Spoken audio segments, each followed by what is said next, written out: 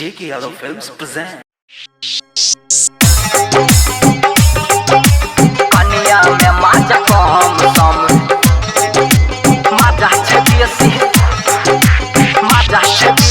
DJ Gunduraj. कनिया में माजा कम सम माजा छबियसी Singing by Sanjeev Yadav.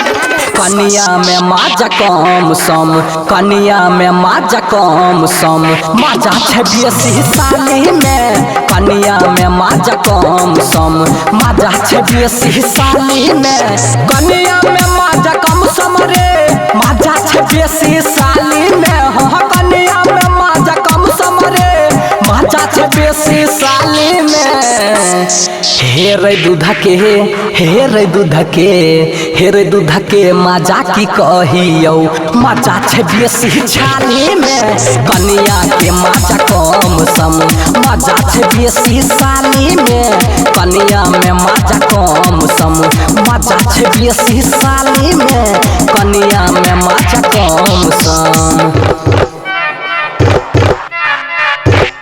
कनिया में माजा कम सम माजा छबियसी साली में DJ Gunduraj. माजा कम सम J.K. Yadav Films. Mix by Bablu Bansali. कनिया कपार के टेंशन पे साली नवरत्न तेल छिए कनिया हमर सोनाली ते साली अमर पहली छिए कनिया कपार के टेंशन कनिया कपार के टेंशन पे साली नवरत्न तेल छिए कनिया हमर सोनाली ते साली अमर पहली छिए हे रे रुसय बाली में की मजा मजा छै फूल कही बाली में कनिया के माजा कम सम मजा छै बेसी साली में कनिया में माजा कम सम मजा छै बेसी साली में कनिया में माजा कम सम कनिया में माजा कम सम माजा छबियसी साली में DJ Gunduraj. माजा कम सम J.K. Yadav Films.